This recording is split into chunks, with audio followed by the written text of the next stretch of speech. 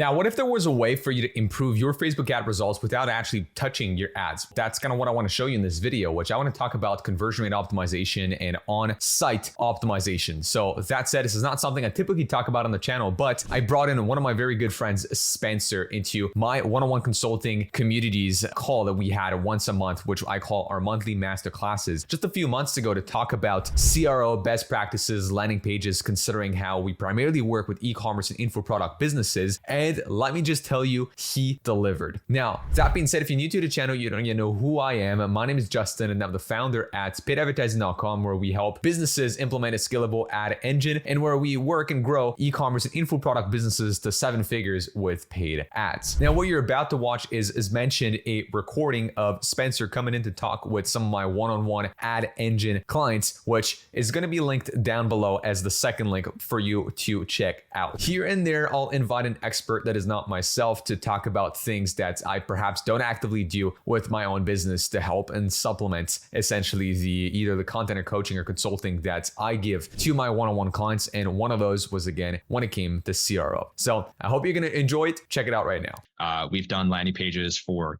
like influencer brands. This is a brand by a professional NHL hockey player. We also worked with brands that you probably have never heard before. That's why I threw this one in here. So everybody loves to show you brands that they've worked with, and most of the time you don't know any of them, but hopefully you guys know Snow. That's usually the one that a lot of people see and like, oh yeah, I've heard them before.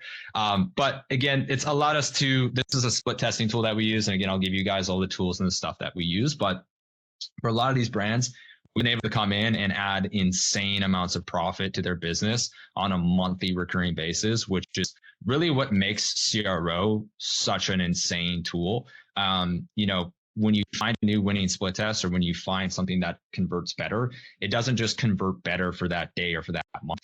It will always continue to convert better. So these screenshots that you're seeing here are basically telling us, hey, this is the increase in conversion rate, this is the increase in revenue, and this is the actual increase in profit. So this is one of the most successful split tests that we ran. We had a client where we added $178,000 a month recurring and profit to their business. Another brand over there was $53,000 per month in profit.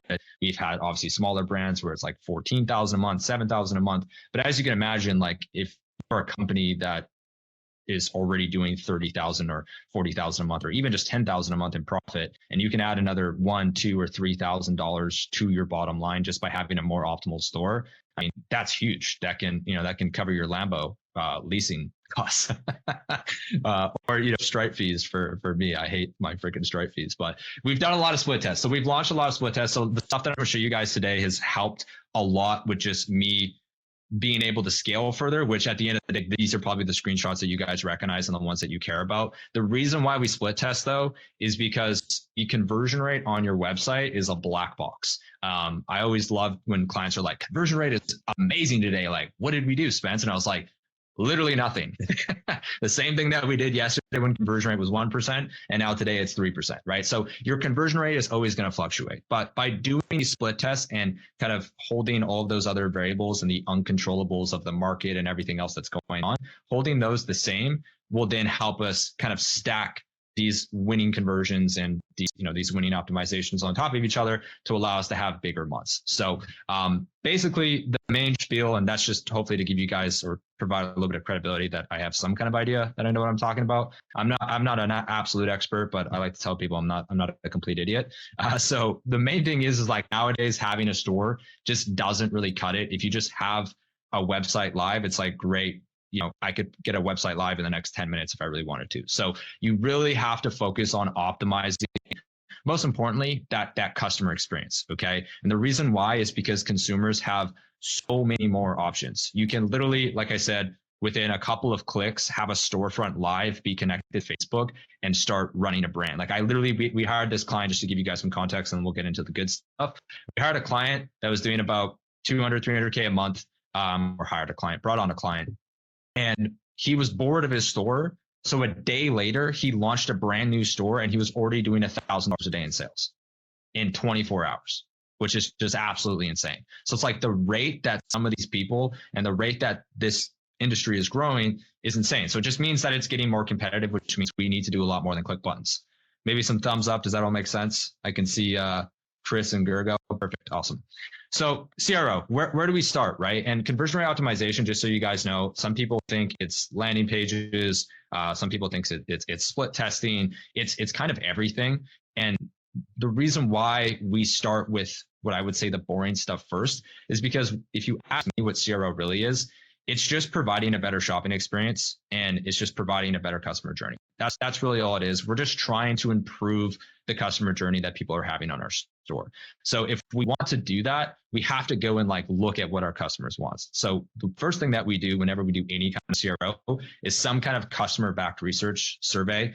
The way that we do it, and more than happy, Justin, I can send you guys the SOP that we have for this. But we just run a feedback survey in like a giveaway style. So we're like, hey, we're doing a giveaway, opt in. Every question you answer gives you an extra, entry to win the giveaway. And then you can just give away whatever it is. So for this client in the example, they actually sell these like dumb phones, which is kind of a funny product. But you could do it with your product. You could do it with, an Amazon gift card, whatever it is. You just want to make sure there's some kind of incentive for people. And then what we do is we just ask very simple questions, like even questions as simple as, what do you want to see improved on the store?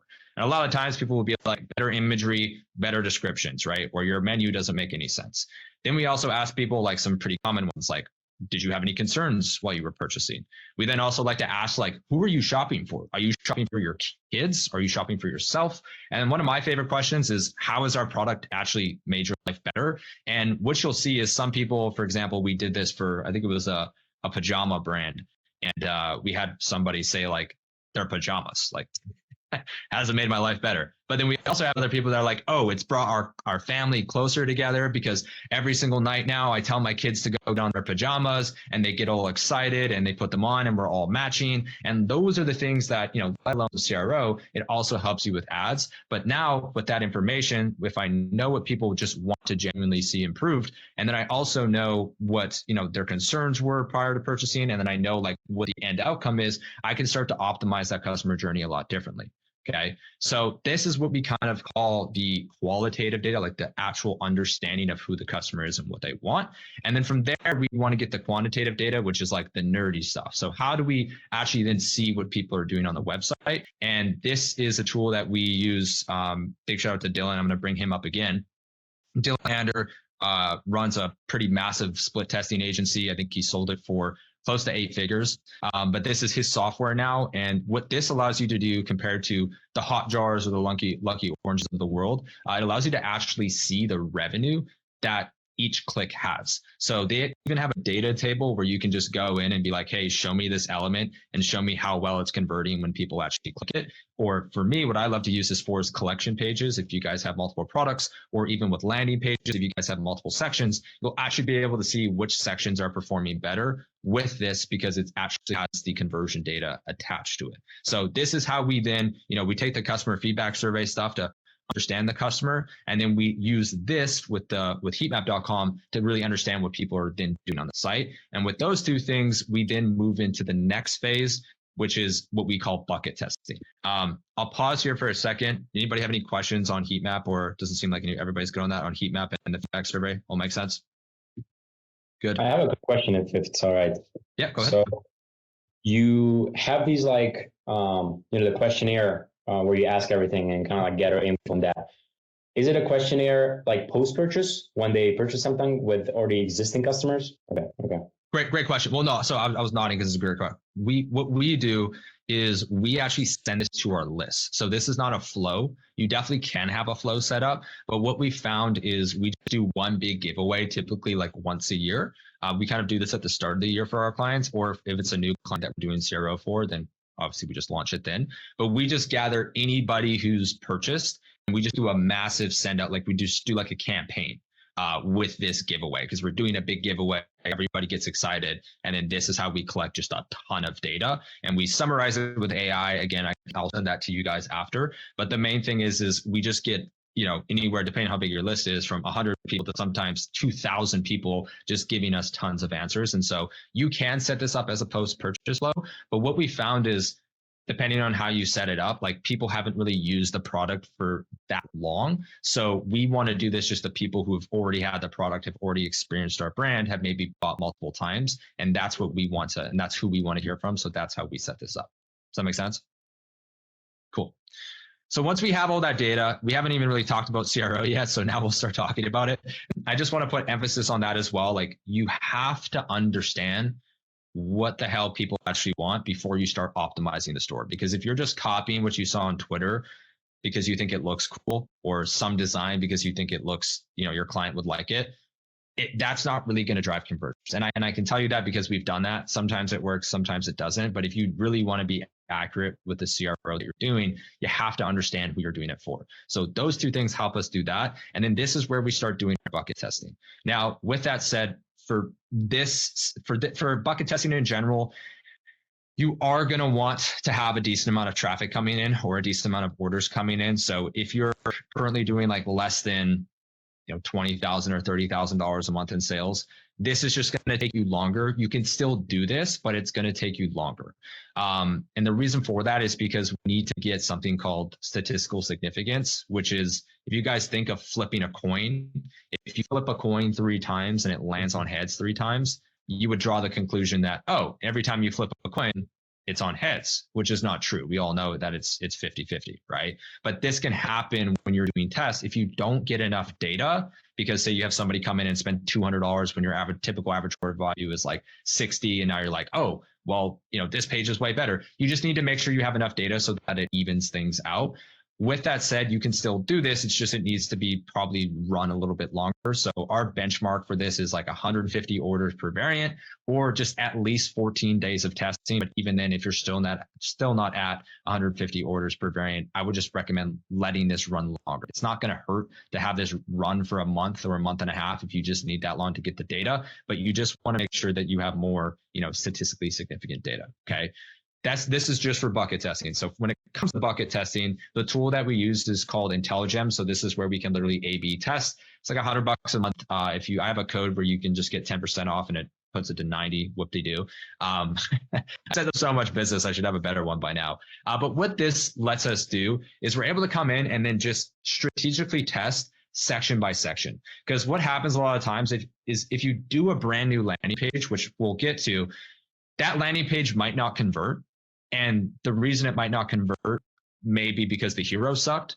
Maybe it's because, the middle section sucked. Maybe the messaging sucked. Maybe the design wasn't that good. Maybe, the function and where you were sending traffic after wasn't that good. There's all these different variables, and you aren't really able to know why it didn't work, right? And so how we get around that is by doing bucket testing, where if we launch a test and it doesn't work, well, at least we can then take a different stab at it. So for example, with this first optimization here with the 2 different chords, if this didn't convert, which it did end up converting, which is great, we can then be like, okay, well, maybe we should go back to the original image, but then just test a new headline. Or for example, maybe if we use the same headline here, maybe we should go back and change the headline. So when you do bucket testing, you do need more traffic, and it does take more time, but over a longer time horizon, you're able to get so much much cleaner data on what is converting and what's not, compared to if you just launch a new website or launch a brand new landing page. It's really hard for you to get clean data. So long story short, if you want to do bucket testing and you have the traffic and you have the orders coming in,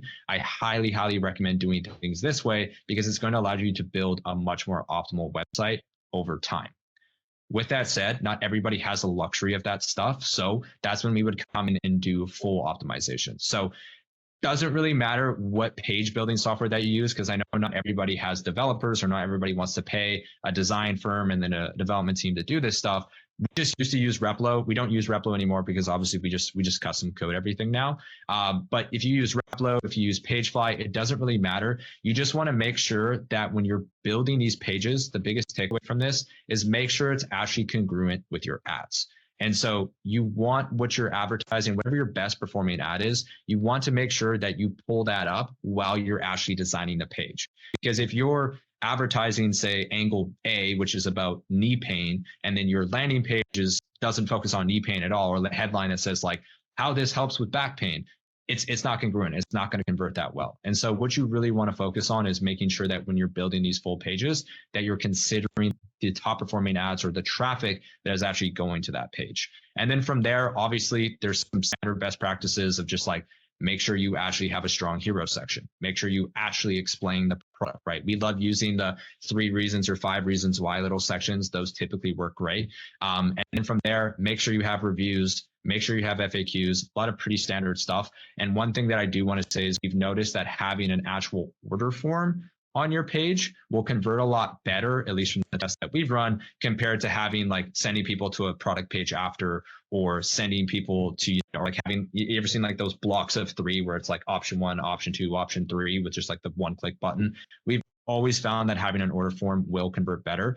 So those are just some general best practices. But the main thing with this is when you're building these landing pages, you're building them for ads. So don't just build a landing page that you think looks cool. Make sure you're building it so it's aligned with your ads. Okay.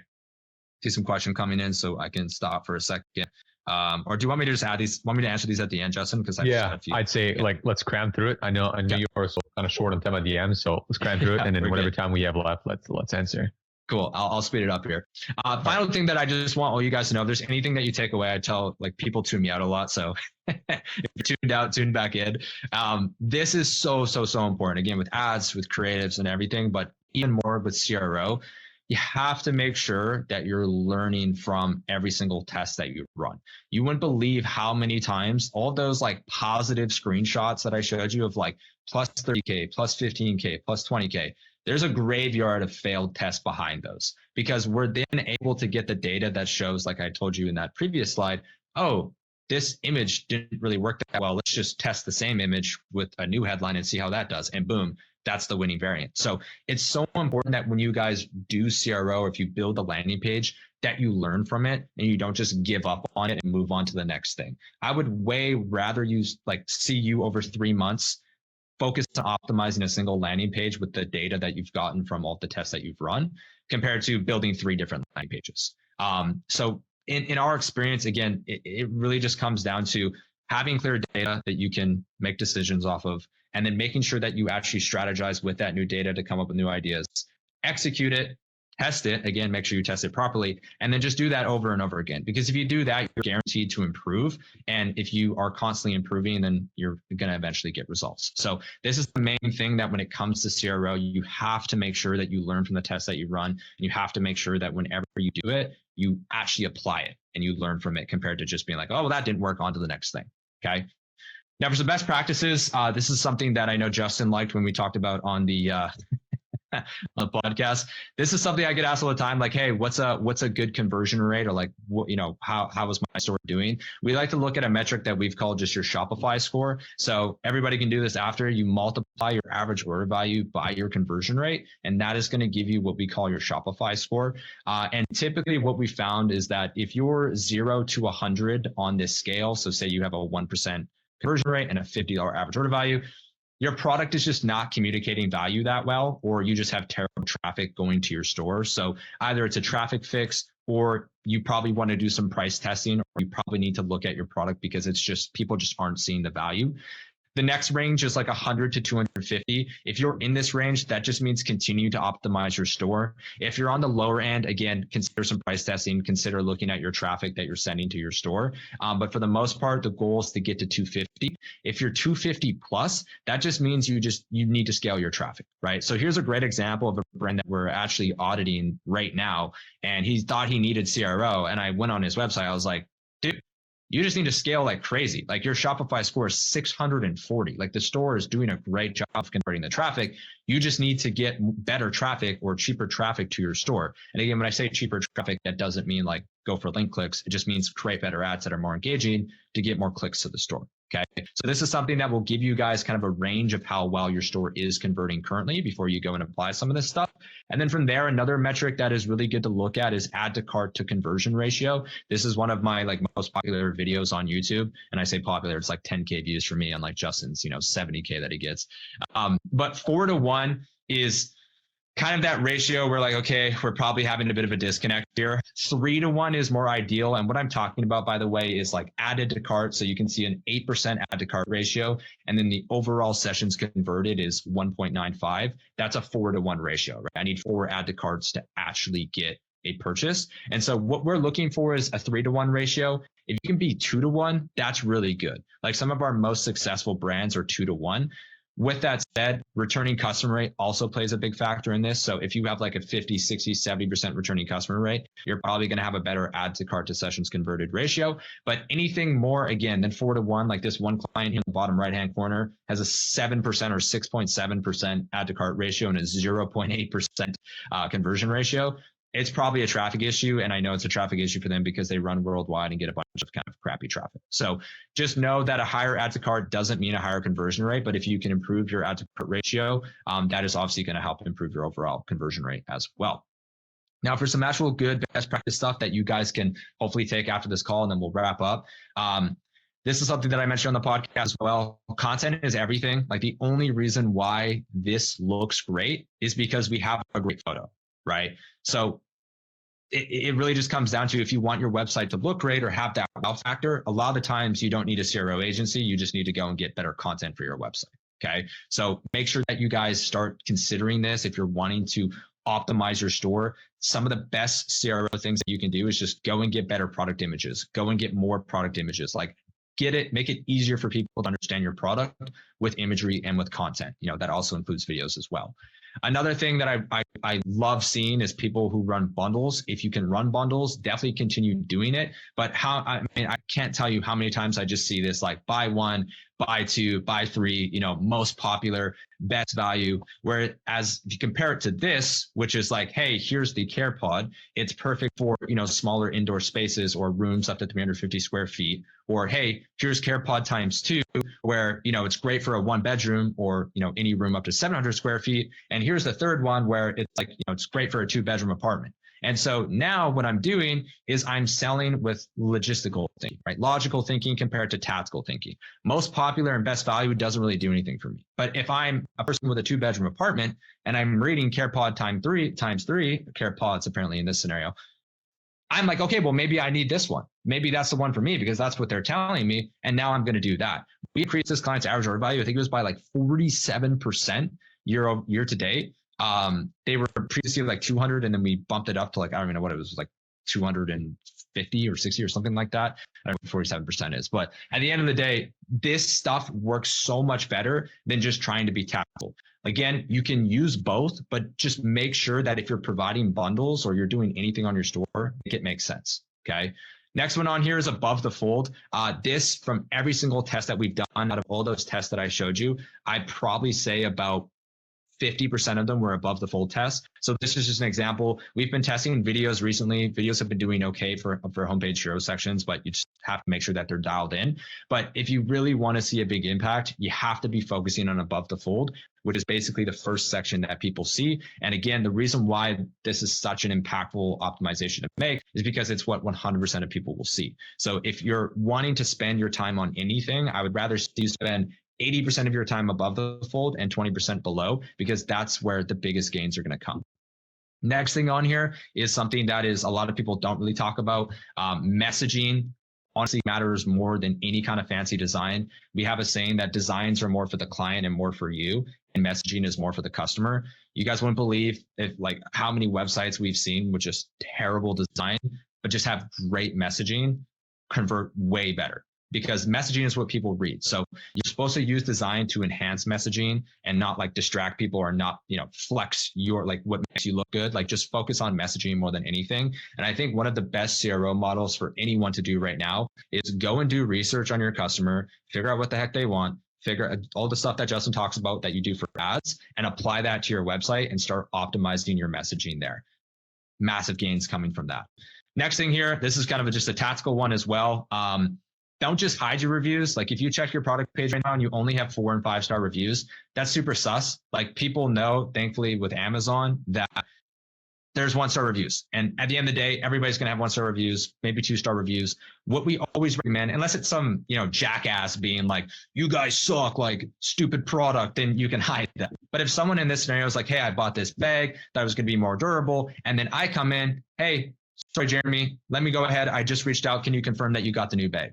Now, if I'm a customer reading that, I'm like, okay, well, even if it doesn't work, at least I can get a new one or I can get my money back, right? And so that is so much better for you as a business, because now it actually makes all of your 4 and 5-star reviews a lot more believable. Okay. This is something tactical that we started doing. And I'm telling you, like, it makes a huge difference because if you're hiding all of your reviews, one, that tells you that maybe you need to fix a bit of your product. But number two, people aren't going to believe your 4 and 5 stars because they know that these 2 stars and these 1 stars exist. Okay.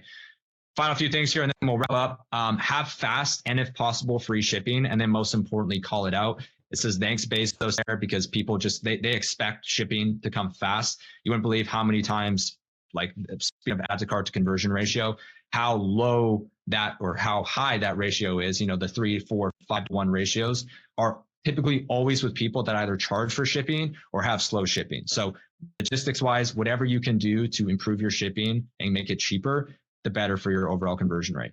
Another thing here is make sure your upsells actually make sense. We see a lot of people just throwing random upsells. Again, this is a client, as crazy as it sounds, sells a necklace that starts fires. So we're going to then provide them fire cards, which are things that they can light on fire, as the number 1 upsell. So if you guys can actually think through the upsells in your upsell process and provide a reason, again, for why someone should get that, very, very important. Final few things here, and then we're almost done, Justin, I promise. Never stop testing your headline. This is something that we do religiously. I'd say at least every 2 weeks are testing new headlines. Just testing this headline is probably one of the most highest ROI things that you guys can do. And again, I chatted with Justin about this. If you guys are literally like having an ad that is crushing and there's a specific headline there, literally just take it, throw it into ChatGPT if you want, ask it to make a few iterations, and then make like a different version of that headline, put it on your landing page, put it on your homepage. And that can make the difference between your ads starting to be able to scale a lot further or just staying where they're at. So your headlines ultimately decide whether someone clicks or bounce. So if you guys want to really see some gains with your CRO stuff, test your headlines like crazy. Final one here. I think this is the last one. 99% sure. Make sure you have FAQs on your page. If you're not answering your customers' questions, it's going to be impossible for them to actually buy your product. Okay. Again, logistics, right? Even for fashion brands, if anybody has a fashion brand or anything like that, we see so many times they don't even have models in the chat or models in their product carousel or anything like that. Same thing with FAQs. Like, people are going to have questions about your product. Make sure it's clear and then make sure that you actually answer them well. If you guys want to hack on how to find really good FAQs, go and read the ad comments that you get on your Facebook ads. And people are going to ask questions in there that 100% need to be on your website because there's going to be other people that are asking those too. Final thing, this is OpenSend. This is like the cat in the hat. Just keep pulling more stuff out. This is a super sick tool, by the way. If nobody's using retention.com or OpenSend, we use OpenSend. This will literally scrape emails of people that land on your store. So people that are just adding to cart and not making it to checkout, you can use this tool. It's like $500 a month to just start building your list. But then on top of that, also email market these people that don't even give you their information. Sounds illegal, but you can actually use it. And then the final thing here, I have a link for you guys to take this. This is actually the final thing, Justin, because I can see in the slide. This is so important to make sure that you actually plan your optimizations. If you guys are not planning your optimizations, you definitely need to, or at least have a log of what you're testing. And from there, rank it as well. So Dylan Ander, I mentioned him with heatmap.com. He invented, I don't know if he did invent it, but I learned it from him. It's called the ICE score, which you basically rank the impact, how confident you are that it will work, and how easy it is to do for you to decide what you need to optimize next. So a headline, going to have a big impact. If you did the research, you should be pretty confident in it. And it's super easy to do because you can just go in and change the headline and it's done. So those are things like when you're thinking of how to optimize your store or where to optimize your landing page, actually having a plan for it and have a sheet that you guys can steal. And this is the sheet that we use. Having a plan, keeping track of everything. And then most importantly, making sure that you're processing learnings after the test. It's a great way to make sure that you're staying on track. Okay. I think we made it to the end. That's all I got, Justin. You told me 20 minutes and I think I went 40.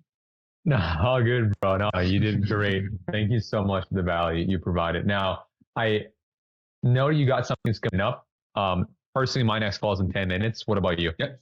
I'm fine. I'm good. Okay. I've got. How about we roll for, I know there's like about a handful of questions in the chat or so. So how about like I'll read them out to you. And then if you want to kind of answer those for everybody would be amazing. So one I actually ask, because I know it's something I get quite often. It's like, which landing page builder do you recommend? I know you talked about Replo. You said Pagefly. I know there's Gem Pages. For someone who doesn't have the capacity to hard code it, what do you recommend? I honestly haven't. I've seen Gem Pages, I've seen Pagefly. We used Replo simply just because of the templates that they have.